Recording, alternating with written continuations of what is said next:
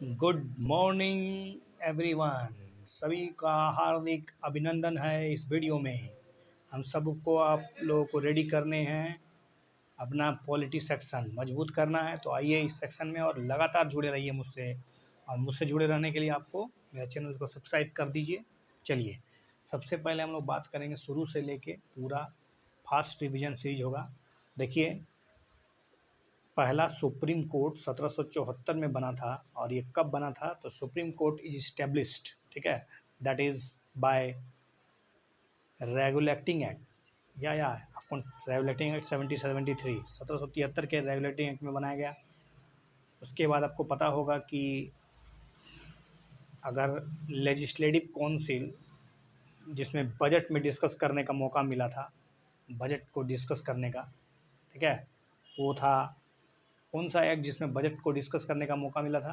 वो था Indian council act, Indian council act 1892, जिसमें पहली बार, ठीक है, पहली बार legislative council to discuss the budget and ask the question to executive, प्रश्न पूछ सकते थे।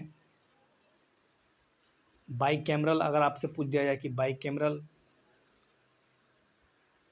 कब लाया गया था, तो बाई कैमरल जो है था पहली बार वो 1919 के एक्ट में आया था, ठीक है। बाई कैमरल सिस्टम यानी जो इंडियन लेजिस्लेटिव में बाई कैम, जिसमें हम लोग लोकसभा और राज्यसभा पढ़ते हैं, वो पहली बार कॉन्सेप्ट जो था इसका वो 1919 के गवर्नमेंट ऑफ इंडिया एक्ट में आया था, ठीक है। ओके, ऑर्डिनेंस जो आप देखते हैं आज, जिसके तहत ऑर्डिनेंस राष्ट्रपति या राज्यपाल को, ठीक है, ऑर्डिनेंस जारी करने का मौका मिलता है, वो गवर्नमेंट ऑफ इंडिया एक्ट 1935 के तहत मिला, ठीक है। तो प्रेसिडेंट को जो एक तरह से ऑर्डिनेंस जारी करने का एक पावर मिला, that is by the government of India act 1935। ये जो डायरकी सिस्टम पढ़ते हैं,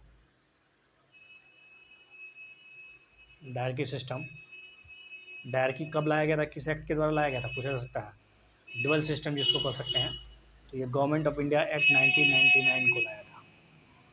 1919 का गवर्नमेंट ऑफ इंडिया एक्ट में डायरकी सिस्टम, डायरकी लाया गया। ये जो फेडरल गवर्नमेंट देखते हैं आज, आप फेडरल खूब कहते हैं, फेडरल गवर्नमेंट है, सम फेडरल गवर्नमेंट की बात करते हैं। फेडरल गवर्नमेंट कब लाया गया, किस एक्ट में आया गया था?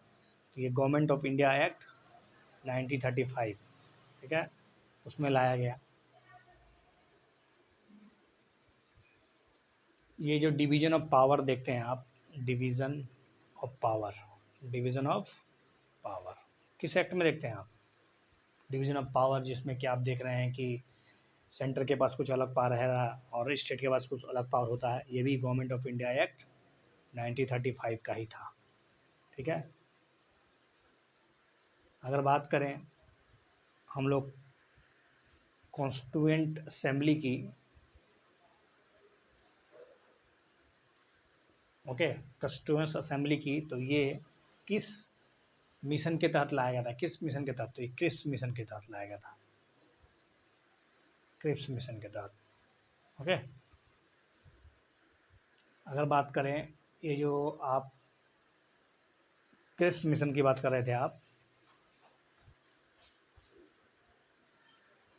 ये कब आया था क्रिप्स मिशन?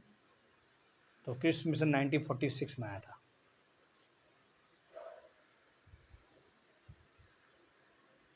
ये जो कैबिनेट मिशन आया था, जिसने एक तरह से कैबिनेट मिशन, जिसका मतलब मुख्य मकसद था कि किस प्रकार से हमारे संविधान का निर्माण हो, तो उसमें हर 10 लाख में एक व्यक्ति को चुना था, हर 10 लाख में, ठीक है, याद रखिएगा, हर 1 लाख नहीं, हर 10 लाख पॉपुलेशन में एक रिप्रेजेंटेटिव।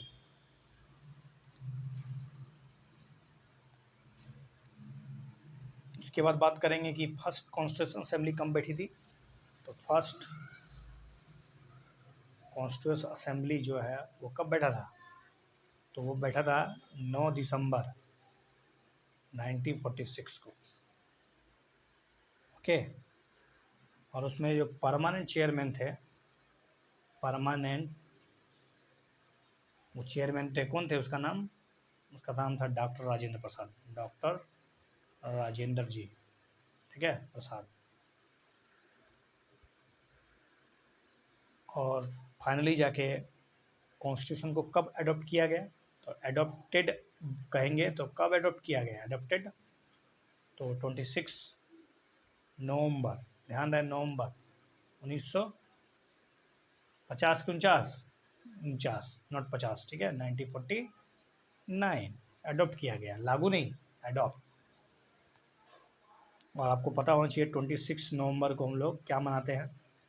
26 नवंबर को हम लोग कॉन्स्टिट्यूशन डे मनाते हैं, कॉन्स्टिट्यूशन डे, CD, ठीक है।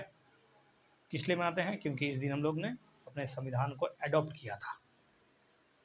बनने में तो जानते हैं कितना वक्त लगा था, 2 ईयर, 11 मंथ और 18 दिन के आसपास समय लगा था। एक ऑब्जेक्टिव रेजुलेशन लाया गया था, ठीक है। किसके द्वारा लाया गया था पता है?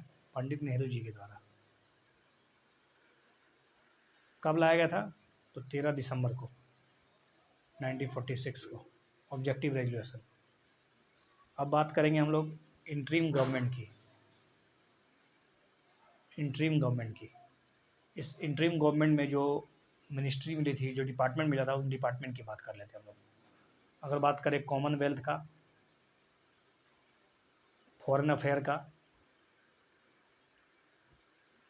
तो ये दोनों जो था वो पंडित नेहरू जी के पास था।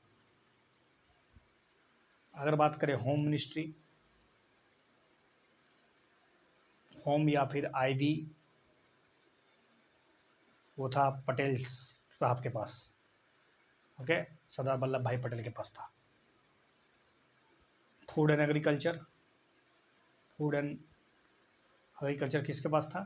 तो राजेंद्र प्रसाद के पास था, ओके, राजेंद्र प्रसाद जी के पास। अगर लेबर मिनिस्ट्री कहा जाए कि लेबर डिपार्टमेंट किसके पास था, पूछा जा सकता है, लेबर डिपार्टमेंट जगजीवन राम के पास था, जगजीवन राम।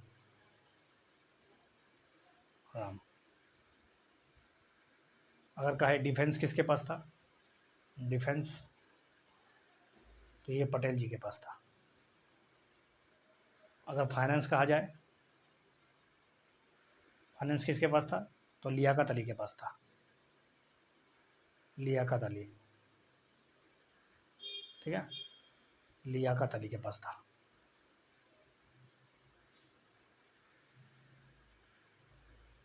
लियाकत अली। और एजुकेशन, ये था राजगोपालाचारी के पास, राजगोपालाचारी।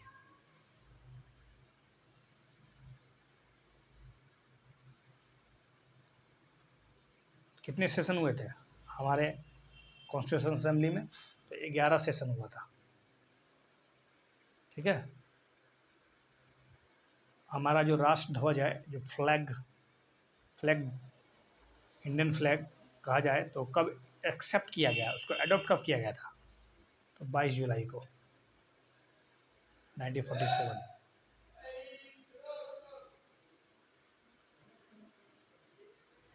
हमारा कॉन्स्टिट्यूशन किसके द्वारा रिटन किया गया है? तो प्रेम बिहारी।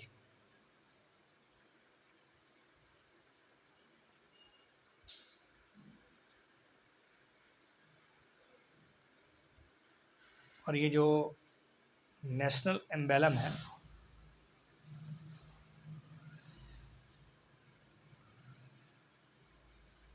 ये नेशनल एम्बेलम वास्तव में कहाँ से लिया गया था? तो अशोकन पिल्लर से, अशोकन पिल्लर्स, ठीक है। कब? तो 26 जनवरी को 1950।